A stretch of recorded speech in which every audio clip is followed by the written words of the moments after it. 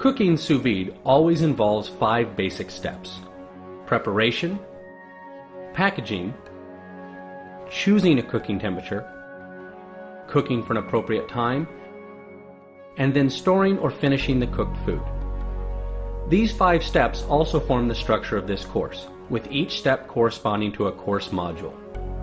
Beginning with Module 2, we'll look at the preparation of ingredients for sous vide cooking.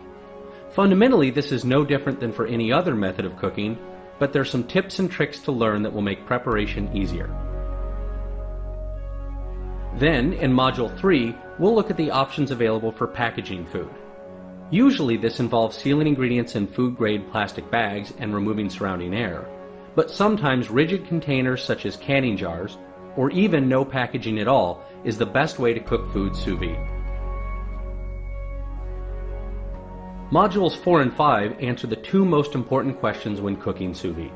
At what temperature should I cook this food, and how long should it cook for at that temperature? Answering these 2 questions always involves your personal preference, but should be informed by what you're cooking and food safety considerations. Once your food has been cooked sous vide, the final step is finishing.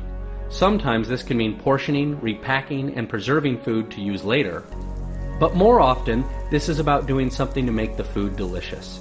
For example, most people prefer steak with an appealing, flavorful crust. Achieving this requires a searing step after cooking the steak sous vide. In this module, we'll look at several strategies for finishing sous vide cooked foods. Finally, in Module 7, we'll help you put together all that you've learned in this course so that you can go beyond recipes and techniques to be able to cook anything sous vide with confidence.